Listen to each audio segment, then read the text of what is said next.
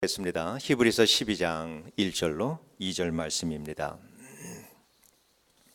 우리 다 같이 읽죠. 이러므로 우리에게 구름과 같이 둘러싼 허다한 증인들이 있으니 모든 무거운 것과 얽매이기 쉬운 죄를 벗어버리고 인내로서 우리 앞에 당한 경주를 하며 믿음의 주요 또 온전하게 하시는 이인 예수를 바라보자. 그는 그 앞에 있는 기쁨을 위하여 십자가를 참으사 부끄러움을 개의치 아니하시더니 하나님 보좌 우편에 앉으셨느니라. 아멘. 평생 사업을 하면서 돈 버는 일에만 몰두하고 살았던 한 분을 알고 있습니다. 그분은 오로지 사업에만 몰두했습니다. 가정도 자녀도 뒷전이었습니다. 다행히 출가한 자녀들이 주님을 영접하고 신앙생활을 잘 하고 있었습니다. 자녀들은 아버지께 신앙생활을 여러 번 권했지만은 아버지는 듣지 않았습니다. 뿐만 아니라 자녀들은 이 자녀들이 그로소리 하면서 밤낮으로 수고하면서 얻은 그렇게 해서 번 돈을 교회에 갖다 바치는 것을 참으로 못마땅하게 생각하는 그런 분이셨습니다. 어느 날 그분이 갑자기 몸이 좀 이상해서 병원에 갔는데 암 말기라고 하는 소식을 듣게 됩니다. 그것도 3, 4개월밖에는 못 산다라고 하는 치명적인 그러한 그 소식을 들었습니다. 본인도 당황했지만은 온 가족이 당황했습니다. 본인은 죽음을 두려워했지만은 그러나 온 가족은 이 아버지가 구원받지 못하고 세상을 떠날까봐 그것이 두렵고 당황이 된 것이지요. 자녀들은 교회에서 모든 성도들에게 기도 부탁을 합니다.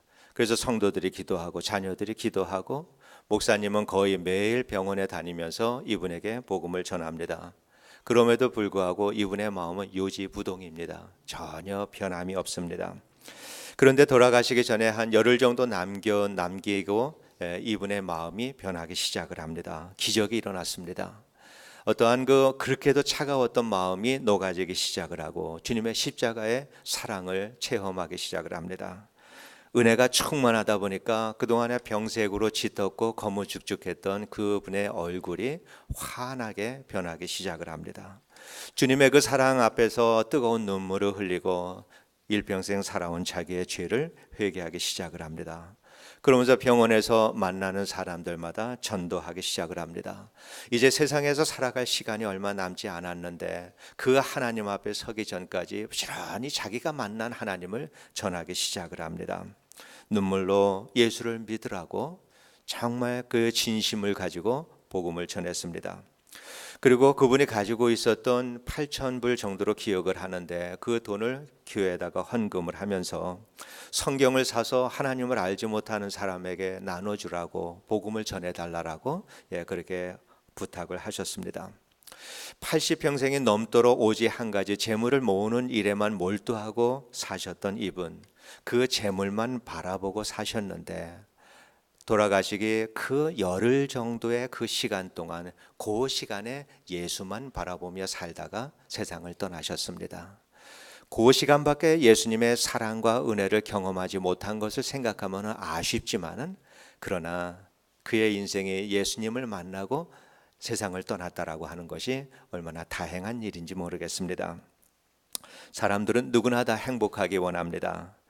더군다나 신앙인들은 이 행복에 대한 욕심이 대단히 강한 분들이다 이렇게 생각을 합니다. 신앙인들이 원하는 욕심은 세상에서 얻을 수 있는 그러한 욕심이 아닙니다. 이것은 세상의 그 행복의 조건이다라고 하는 이 신앙인들이 원하는 그 행복의 조건은 세상이 결코 만족시킬 수 있는 그러한 조건이 아닙니다. 세상 사람들이 추구하는 그러한 그 행복이다라고 하는 건 대개 비슷비슷합니다. 재물, 건강, 명예 이런 정도가 세상 사람들이 추구하는 행복입니다. 그래서 그러한 것이 넉넉하면 행복할 것이다라고 생각을 합니다. 그래서 그것을 얻기 위해서 자기의 생명이 깎아지는 것도 모르고 죽어라고 열심히 일을 합니다. 그러면서 또 자녀들이 그렇게 행복하게 살기를 위해서 자녀들 목까지도 부모님이 열심히 노력을 하면서 모아두는 이러한 세상 사람들이 얼마나 많은지 모릅니다. 그렇게 일평생 살다가 인생의 마지막을 경험하게 되는 분들이 하시는 말씀들은 되게 비슷합니다. 인생이 참 허무하다. 다들 그렇게 말을 합니다. 인생은 아무것도 아니다. 이렇게 얘기를 합니다. 그 아무것도 아닌 것을 위해서 그렇게도 발버둥치며 살아왔던 자신의 인생을 후회하지만은 그러나 때는 너무 늦어버린 후입니다. 최근에 장례식에서 어떤 분들 몇 분과 대화를 하다가 옆에 계신 분이 하는 말씀을 듣고 좀 제가 놀란 적이 있습니다. 서로 아무래도 장례식이기 때문에 인생의 죽음과 천국에 대해서 나눌 기회가 있었습니다. 그런데 그분 말씀이 눈으로 확인한 것도 아니고 본 것도 없는데 우리가 죽어서 천당 간다라고 하는 그 분명한 사실을 어떻게 말할 수가 있느냐, 그거를 어떻게 말할 수 있느냐고 그렇게 반문을 하는데 참 마음이 답답했습니다. 그분 제가 알기로도 신앙생활 오래 하신 분입니다. 정말 그럴까요? 죽어보지 않으면 알 수 없는 것이 천국일까요? 수많은 믿음의 이 증인들이 복음을 전하면서 자기의 생명을 버린 사람들이 얼마나 많이 있습니까? 죽어봐야 알 수 있는 정도의 천국을 위해서 목숨까지 버릴 수 있는 사람들이 과연 있을까? 저는 없다고 생각을 합니다. 그리스도인은 죽기 전에 이미 천국에 있음을 분명히 알 뿐만 아니라 그 천국을 누리며 살다가 그 천국이 완성된 모습으로 된 그 천국으로 들어가는 것이 우리 그리스도인들입니다. 믿음은 바라는 것들의 실상이요 보지 못하는 것들의 증거라고 성경에서 분명히 말씀을 하셨습니다. 믿음은 천국의 삶이 오늘 내 삶으로 들어오는 통로가 믿음입니다. 믿음은 막연한 것이 아닙니다. 오늘 내가 누리며 살아갈 수 있는 실제적인 것이 하나님의 나라입니다.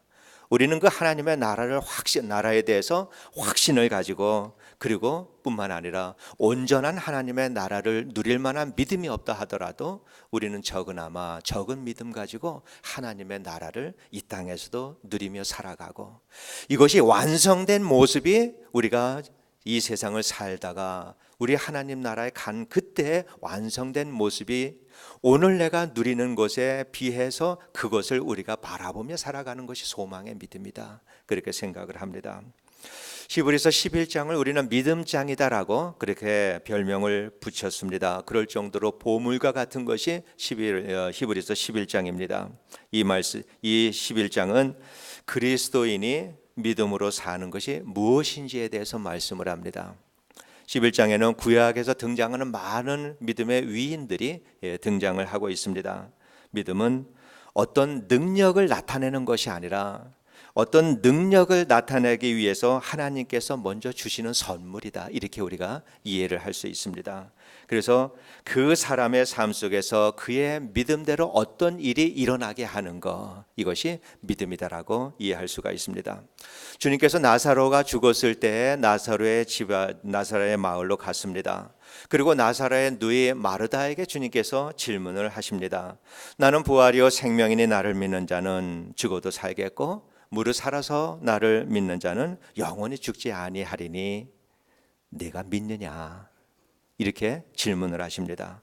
그 말씀에 따라서 마르다가 대답을 합니다. 그러하여다. 주는 그리스도시요 세상에 오시는 하나님의 아들이신 줄을 내가 믿나이다, 대답을 합니다. 주님은 어떤 일을 행하시기 전에 먼저 그 사람에게 믿음을 불러 일으키십니다. 그래서 나사로가 살았을 때에는 이 믿음이 없었던 사람들은 죽은 나사로가 살아났네, 사람들은 그 현상을 봅니다. 그러나 마르다는 또 그 일을 통해서 예수 그리스도는 부활이요 생명이요 하나님의 아들이다라고 하는 사실을 경험합니다. 이게 다른 것입니다. 똑같은 일을 겪는다 하더라도 믿음이 없는 사람들에게는 눈에 보이는 현상이 다릅니다. 이거는 오래가지 않습니다. 오병이어의 기적을 통해서 그 떡과 물고기를 먹은 사람들은 하루 이틀 지나고 나면 긴가민가합니다. 오래가지 않습니다. 그러나 믿음을 가진 사람은 그 기적의 그 사건들 속에서 하나님을 경험을 합니다. 그래서 오래가는 것입니다. 믿음의 사람은 세상 사람들이 깨닫지 못하는 특별한 하나님의 일을 아는 지혜가 그 안에 있습니다. 그래서 하나님께서는 하나님의 일을 하기 전에 그 사람의 마음속에 믿음을 불러 일으키시는 것입니다. 그것은 때로는 느낌으로도 알 수 있습니다. 영적으로 예민하고 또 신앙 생활을 깊이 하신 분들은 느낌으로도 알 수 있지만은 그렇지 못한 분들이 훨씬 더 많이 있습니다. 항상 느낀다란 것도 아니고 그렇지 못하고 지나갈 때도 많이 있습니다. 우리 성도님들 중에서는 기도하는 중에 아니면 신앙생활 하시면서 어떤 특별한 일들을 경험할 때가 있었을 것입니다. 그러한 일이 일어나기 전에 내 마음속에, 여러분의 마음속에 평소와는 다르게 어떠한 특별한 것이 내 영혼 깊은 곳에서 일어나고 있다라고 하는 것을 경험하신 분들도 많이 있으리라 생각이 듭니다. 그래서 어떤 일이 실제로 일어나기 전에 그 일이 일어날 것에 대한 확신을 가지게 됩니다. 이것이 하나님께서 우리 마음속에 성령을 불러 일으키는 그러한 일들입니다. 믿음은 주님의 능력이 우리 안에서 일어나는 그러한 통로와 같은 것이 믿음이다. 그래서 어떤 일이 발생하기 전에 그 일에 대해서 일어날 것을 우리는 확신을 하게 됩니다.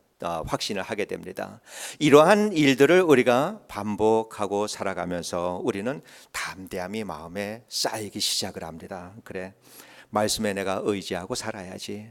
말씀을 의지하고 말씀을 통해서 주님의 음성을 듣고 또 오늘 이 삶을 살아갈 뿐만 아니라 내 미래까지도 온전히 하나님 앞에 의지하고 살아갈 수 있는 그것은 바로 내 마음속에 하나님께서 불러 일으켜 주시는 믿음으로 말미암아 그러한 내적인 확신을 가지게 되는 것입니다.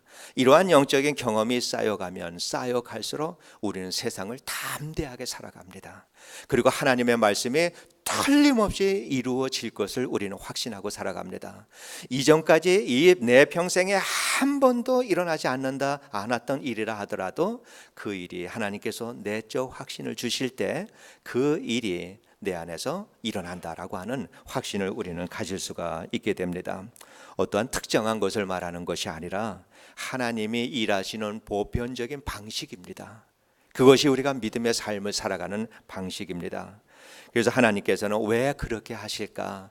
하나님은 기적을 일으켜서 놀라운 일을 우리가 경험하게 되는 것, 이것을 하나님이 원하시는 것이 아니라 하나님은 그 일을 통해서 우리가 하나님의 사람으로 성숙해 가기를 원하십니다. 그 일 때문에 우리에게 믿음을 불러 일으켜 주십니다.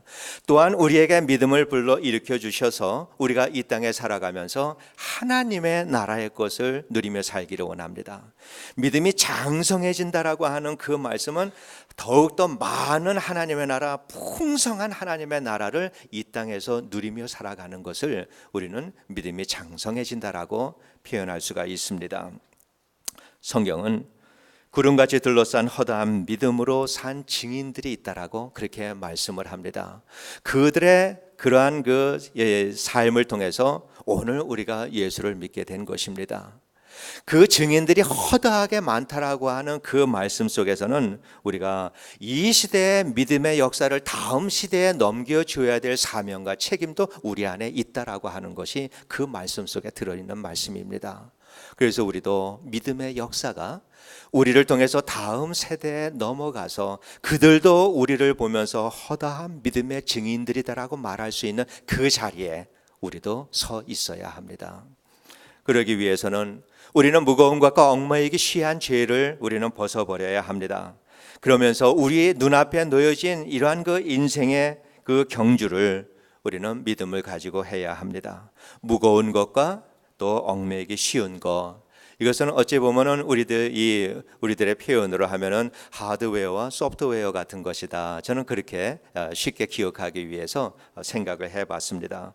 무거운 것, 이것은 실제적으로 삶의 무거운 것들입니다. 우리가 재물에 눌려서 사는 것이 얼마나 무겁습니까? 또 우리를 누르는 것이 재물만큼 더 자주 누르는 것이 또 뭐가 있겠습니까? 우리들의 연약한 육체로 인해서 눌림을 당할 때도 또한 얼마나 많이 있습니까? 여러 가지 환경에 의해서 눌림을 당하는 것들도 참 많이 있습니다. 이러한 것이 무거운 것들입니다. 그리고 얽매이기 쉬운 것들은 시기와 질투와 거짓과 탐욕과 같이 우리들의 마음과 생각에서 일어나는 일들, 이러한 것들을 말합니다. 그러한 것들은 우리들이 가만히 앉아 있어도 우리들의 마음을 정말 뒤흔들어 놓습니다.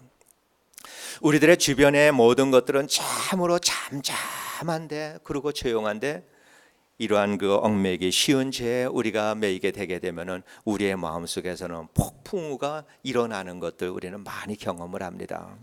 이러한 일들이 우리 그리스도인들을 믿음의 삶으로부터 자꾸 멀어지게 만드는 일이다라고 하는 것을 성경이 말하고 있는 것입니다. 성경은 믿음의 삶을 그러한 것에 의해서 방해받지 않고 우리가 계속 달리기 위해서 어떻게 해야 되는가? 성경은 말씀하시기를 예수를 바라보라라고 말씀을 하십니다. 믿음의 주요 온전하게 하시는 이인 예수를 바라보라. 믿음의 주라고 하는 이 말씀, 이것은 주님께서 믿음을 시작하신 분이다라고 하는 말씀입니다. 주님께서 믿음을 시작하셨고 또한 그 주님께서 예수 그리스도의 장성한 분량에 이를 만큼 우리를 온전하게 해 주실 분이 예수라라고 하는 말씀입니다.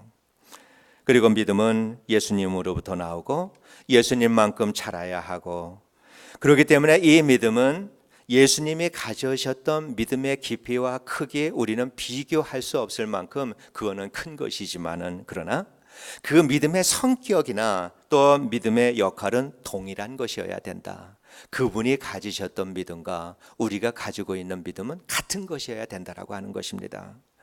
그래서 그리스도인의 믿음으로 사는 것이 어떠한 것이냐라고 하는 것을 우리가 분명히 이해하기 원해서는 예수님이 어떻게 사셨는가, 그거를 봐야 합니다. 왜냐? 그분은 온전하게 믿음으로 사셨기 때문에 그랬습니다.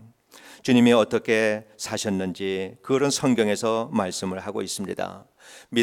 주님께서는 믿음으로 사는 것, 이것은 주님이 아버지가 하라고 하신 것만을 하셨던 것, 그렇게 주님이 사셨던 것처럼 사는 것, 이게 믿음의 삶입니다. 아버지의 뜻을 이루기 위해서 사셨던 것, 그것이 믿음의 삶입니다. 이웃을 위해서 십자가를 지고 사셨던 것처럼 사는 것, 이것이 믿음의 삶입니다. 종의 모습으로 발을 씻기는 겸손한 모습으로 사셨던 것, 이것이 믿음의 삶입니다. 하나님과 하나가 되심으로 세상에 매이지 않고 참 자유함을 누리며 사셨던 것, 우리가 그리스도인들이 그렇게 자유함을 누리고 살아가는 것, 이것이 믿음의 삶입니다. 그러면 그 믿음을 어떻게 우리가 유지하며 살아갈 수 있는가? 이 믿음을 우리가 어떻게 그러한 믿음의 삶을 살아갈 수 있을까? 이것 또한 주님으로부터 배워야 합니다. 주님은 새벽 미명에 일어나서 하나님 앞에 기도하는 시간을 가지셨습니다. 늘 그 시간을 통해서 하나님과 교제했습니다. 하나님의 말씀에 전적으로 순종했고 온전히 아버지 하나님께 의존된 그러한 그 삶을 사셨고 하나님의 말씀의 능력으로 주님은 사셨습니다. 믿음으로 산다는 것, 이렇게 끊임없이 하나님 앞에서 살아가는 것, 이것이 믿음의 삶입니다. 또 우리 주님이 하셨던 것처럼 하나님과 교제하며 살아가는 것, 하나님을 의지하고 살아가는 것, 하나님의 말씀으로 살아가는 것, 이것이 믿음의 삶입니다. 그래서 우리는 말씀을 통해서 하나님의 음성을 들어야 하고 기도를 통해서 그 하나님과 깊은 교제를 해야 하는데, 이것을 우리가 이 땅에 살면서 주님 앞에 가는 그날까지 우리는 꾸준히 이 일을 하는 것, 이것이 믿음의 삶이다, 이렇게 말을 합니다. 믿음의 삶이라고 하는 것, 이 땅에서 우리가 하나님의 예수를 믿고 어느 날 은혜를 받았는데 그 은혜가 꽉 채워져서 받은 은혜인가? 한 번 체험을 받고 끝나는 것이 은혜인가? 결코 그렇지가 않습니다. 우리 주님도 날마다 채우면서 사셨습니다. 우리 주님께서도 우리가 성령의 충만함을 소원하는 것처럼 우리 주님도 성령의 충만하심 속에서 살려고, 온전한 믿음의 삶을 살려고 날마다 주님 앞에 하나님 앞에 무릎 꿇고 살았던 것, 이것이 성경이 우리들에게 보여주는 모습입니다. 바울이 말합니다. 나는 날마다 죽노라. 이 말씀은 나는 날마다 나의 것을 비우고 하나님 것으로 채우며 살았다, 이 말과 같은 것입니다. 새로운 것으로 나는 주님께서 날마다 새롭게 부어주시는 그 믿음으로 나는 살겠다라고 하는 그 말과 같은 말씀입니다. 우리는 날마다 새로운 믿음으로 채워지는 이러한 믿음의 삶을 살아야 합니다. 우리는 그렇게 사신 주님을 바라보면서 주님 가신 길 따라가는 이러한 삶을 살아야 합니다. 사탄은 그렇게 우리가 주님 따라가는 삶을 그렇게 거기로부터 우리를 주저앉게 만듭니다. 죄와 허물을 들추어내서 우리를 주저앉게 만들고 우리 안에 가지고 있는 욕심과 욕망을 부채질해서 하나님으로부터 멀어지게 만듭니다.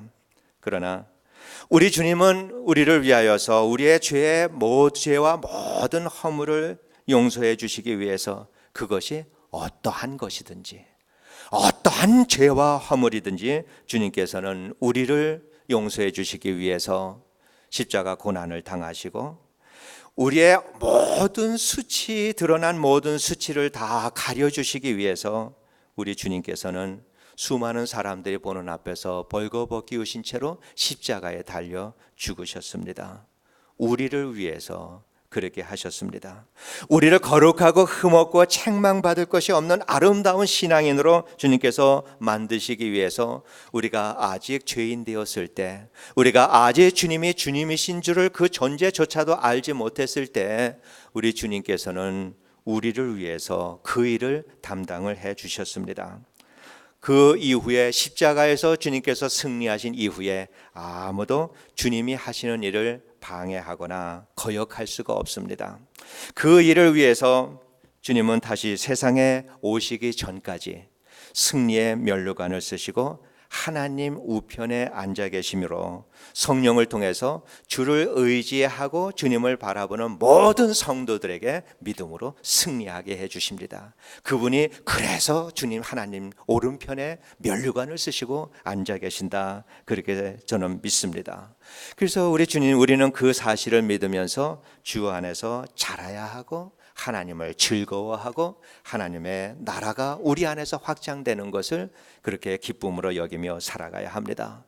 언젠가 주님은 다시 오십니다. 이 땅에 다시 오실 때 하나님 우편에 앉아 계셔서 면류관을 쓰고 앉아 계신 그 면류관 벗어서 우리도 하나님께서 의의 면류관을 구원해 주셔서 의의 면류관을 하나님께서 우리에게 주신 그것까지 다 하나님 앞에 다 던지고 그 이후로는 영원토록 주님과 더불어서 새 예루살렘의 삶을 시작하는 것, 이것이 우리들의 미래의 삶입니다. 그때까지 주님께서는 우리를 이 세상에서 살아가는 동안에 믿음으로 끊임없이 이기며 살아갈 수 있도록 우리를 도우시고 인도하시고 힘주시는 분이다라고 하는 사실, 우리가 마음에 늘 간직하고 살아야 합니다. 우리 주님은 믿음의 삶을 시작하신 분입니다. 그리고 믿음의 삶을 살아갈 수 있도록 우리를 도우시는 분입니다. 주님의 온전한 믿음의 분량에 이르도록 우리를 인도하시기 위해서 우리 주님께서는 세상의 모든 만물을 다스릴 수 있는 권세를 주시고 하나님 우편에 앉아서 지금도 세상을 다스리십니다. 우리는 그 다스림 속에서 살아야 합니다. 주님의 다스림 속에서 살아가는 것이 세상을 가장 아름답고 풍요롭게 사는 삶이다라고 하는 것을 우리가 이해를 해야 합니다. 그러면 그러한 믿음이 어떻게 생기나, 우리의 믿음이 어떻게 자라는가? 우리가 성경을 많이 안다고 성경을 또 신학적으로나 참 많은 이 성경을 가르칠 수 있다라고 해서 믿음이 자라는 것은 아닙니다. 또 성가대 열심히 했다라고 해서 믿음이 자라는 것도 아니고, 주의 일에 여러 가지 봉사하고 단기 선교에 부지런히 다니고 이런다라고 해서 믿음이 자라는 것은 아닙니다. 그러나 그 모든 것들 다 중요합니다. 그러나 그러한 일들이 우리들의 믿음을 자라게 하는 것은 아니다라고 하는 것을 우리가 이해해야 합니다. 우리는 믿음의 삶은 말씀과 기도를 통해서 하나님을 전적으로 의지하고 살기를 소원하는 그러한 마음, 내가 주님의 뜻대로 살고자 하는 마음, 주님의 은혜가 아니면 내가 살 수 없다라고 하는 그러한 마음 가지고 주님 바라보며 살기를 소원하는 마음, 이러한 마음이 정직하고 진실할 때 하나님께서는 우리들의 마음에 믿음을 일으켜 주시기 시작을 합니다. 그러면서 우리의 마음의 소원대로 살아갈 수 있도록 우리를 도와주십니다. 그것은 마치 어린아이들이 키는 부지런히 아이들은 키가 자라고 몸무게가 늘어가지만은 눈에 보이지 않는 것처럼 믿음의 삶도 그렇습니다. 한꺼번에 쑥 자라지 않습니다. 쑥 자라는 것 같지만은 외형적인 내용은 외형적인 모습은 그런 것 같이 보이지만은 그러나 믿음은 또박또박 점진적으로 우리들이 꾸준히 주를 향한 마음을 안고 살아갈 때 거기에서 믿음은 잘 자라는 것입니다. 하나님의 특별하신 은사는 우리에게 놀라운 은사를 어느 날 갑자기 주실 수 있습니다. 그러나 믿음의 삶은 그렇지 않습니다. 내가 하나님의 안에서 하나님을 의지하고 그 은혜 안에서 살기를 소원하는 마음을 가지고 꾸준히 주를 바라보며 살아갈 때 우리들의 마음속에 조금씩 쌓여져 가는 것이 믿음의 삶이다. 우리가 그렇게 이해를 해야 합니다. 우리가 어느 날 돌아볼 때 그래 지난해보다 그래도 올해는 한 해 동안에 내가 믿음이 그래도 조금은 자랐구나 이렇게 알 수 있는 것입니다. 10년 전에 비하면은 그래 내가 어떻게 그렇게 어리석게 살았지? 우리들의 지나간 날들을 보면서 그래도 내가 믿음으로 주님 앞으로 가까이 가고 있다라고 하는 것을 우리는 측정을 해볼 수가 있습니다. 그래서 우리가 믿음이 성장했다라고 하는 것은 우리들의 삶의 변화에서 일어나야 합니다. 삶의 변화라고 하는 것은 또한 한 가지입니다. 예수를 닮아가는 것입니다. 예수의 성품과 우리 주님의 아름다우신 이 주님이 가지고 계시는 그 일들이 우리들의 삶을 통해서 나타나는 것, 이 일을 통해서 우리는 믿음이 자란다라고 우리는 표현할 수가 있습니다. 그 일들을 우리는 경험하면서 인생의 진정한 목적이 뭔지, 또 인생을 살아가면서 참 행복이 뭐고 참 기쁨이 무엇인지, 하나님이 우리를 통해서 세상을 변화시키려고 하는 그 일이 무엇인지, 불교에서는 어떠한 진리를 깨달을 때 정말 해탈의 경지에 이르렀다라고 이렇게 말을 하지만은 우리는 이러한 일들, 인생의 참 목적이 뭐고 기쁨과 평강과 행복이 무엇인지 하나님의 뜻이 무엇인지 어느 날 갑자기 통달하도록 그렇게 깨닫지 못합니다. 우리의 믿음이 깊어가는 만큼 우리의 깨달음도 그만큼씩 합니다. 그래서 우리는 내가 왜 살아야 되는지에 대해서 우리는 점진적으로 하나님의 마음을 우리는 이해할 수 있게 되면서, 그러면서 내 안에 하나님이 계신다라고 하는 이 임마누엘의 하나님의 약속에 믿음의 성숙과 함께 이 마음 속에서도 더 분명하게 자리를 잡아가는 것, 이것이 믿음의 삶입니다. 그러면서 우리는 그렇게 살아가면서 그래 그리스도인이 사는 것이 이런 거구나. 또한 우리에게는 지금 당장 순교할 기회가 없다 하더라도 그래 순교자의 믿음이라고 하는 것이 이 내가 가지고 있는 작은 믿음으로 견주어 볼 때 나도 이 믿음이 깊어지면은 그 일도 내가 할 수 있겠구나, 이 사람들을 이해할 수 있게 되는 것입니다. 왜냐? 같은 색깔의 믿음이기 때문에 그렇습니다. 믿음은 어떠한 종교적인 행위나 헌신이나 수고를 통해서 이루어지는 것이 아니라 말씀과 기도와 말씀대로 살려가는 그러한 그 마음을 통해서 누룩처럼 우리의 마음속에서 불어나가는 거, 퍼져나가는 거, 그러면서 그 우리들의 삶 속에서 점점 더 예수를 닮게 만들어가는 것이 믿음이 성장하는 것이다. 그렇게 말씀을 드리고 싶습니다. 2017년도 한 해에는 우리 모두가 참 믿음으로 사는 그리스도인들이 될 수 있게 되기를 원합니다. 우리 안에서 믿음을 시작하신 분이 우리에게 믿음의 삶을 살아갈 수 있도록 인도를 하실 것이고, 그리고 언젠가는 우리의 믿음이 예수 그리스도의 장성한 분량에 이르도록 그분이 우리를 도와주십니다. 우리는 그래서 그분을 바라보고 살아야 합니다. 비록 여전히 우리는 내가 믿음이 있다라고 하면서도, 나는 그리스도인이다라고 말을 하면서도 우리는 죄와 허물을 벗어버리지 못하고 살아가고 있습니다. 시험과 유혹을 넘어가지 못하고 살아갈 때도 많이 있습니다. 다듬어지지 않은 그러한 그 성품으로 인해서 좌충우돌하고 다른 사람에게 상처를 주고 나도 또 다른 사람으로부터 상처를 입으며 살아가는 것. 우리는 어쩔 수 없이 그렇게 살아가고 있습니다. 그래도 우리는 예수를 바라보아야 합니다. 넘어져도 예수를 바라보고, 자빠져도 예수를 바라보고, 시험과 유혹에 넘어가도 예수를 바라보고, 죄와 허물에서 벗어나지 못하는 삶을 살고 있다 하더라도 그래도 돌아서서 예수를 바라보며 살아가는 것, 이것이 오늘의 시험을 이기고 믿음을 성숙시켜 나갈 수 있는 유일한 길이다. 우리가 그것을 마음에 새겨야 합니다. 사탄이 너는 아니야, 네 자신을 한번 생각해 봐라, 네가 얼마나 죄가 많은 사람이냐, 너는 안 돼, 너는 불가능해.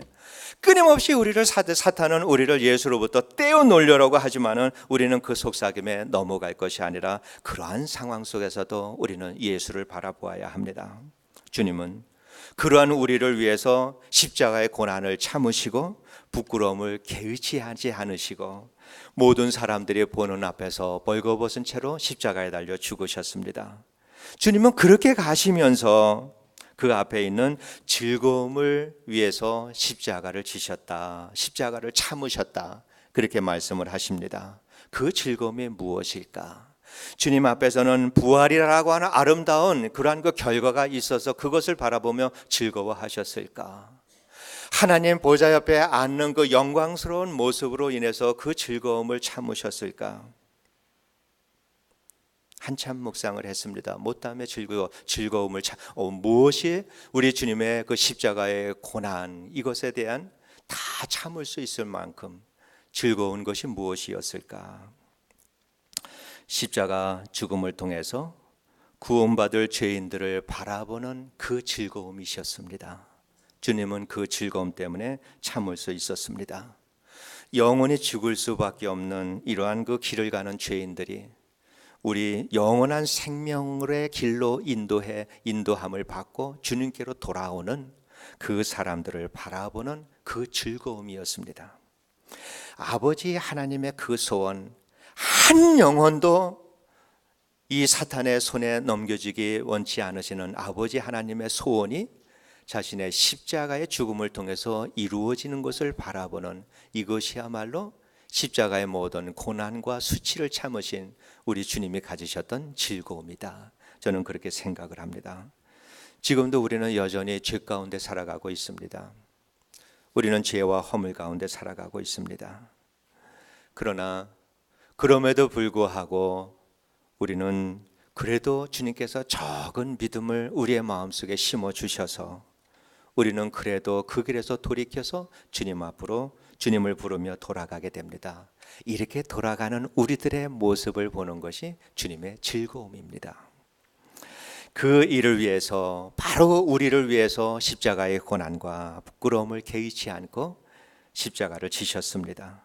그거를 위해서 주님은 세상에 오셨고, 그거를 위해서 사셨고, 그거를 위해서 죽으셨습니다. 우리는 그 예수를 바라보고 살아야 합니다. 우리가 이 땅의 삶을 마치고 주님 앞에 서는 그날까지 우리의 모든 환경을 통해서 사탄은 우리의 눈을 계속 환경을 바라보게 하지만은 우리는 오직 예수만 바라보고 살아야 합니다. 상처를 주어도 예수를 바라보고, 상처를 받아도 예수를 바라보고, 현실의 삶이 고달퍼도 예수를 바라보고, 넉넉하고 부족함이 없어 보여도 예수를 바라보고, 어떠한 환경이 내게 다가올 때마다 우리는 환경을 바라보는 것이 아니라 오직 예수만 바라보면서 믿음의 삶의 연륜을 쌓아가면서 그 안에서 우리는 그만큼 예수를 닮아가는 이러한 신앙인의 삶에 살아가는 모두가 되기를 주의 이름으로 축원드립니다. 우리 함께 기도하는 시간을 갖기를 원합니다. 우리 함께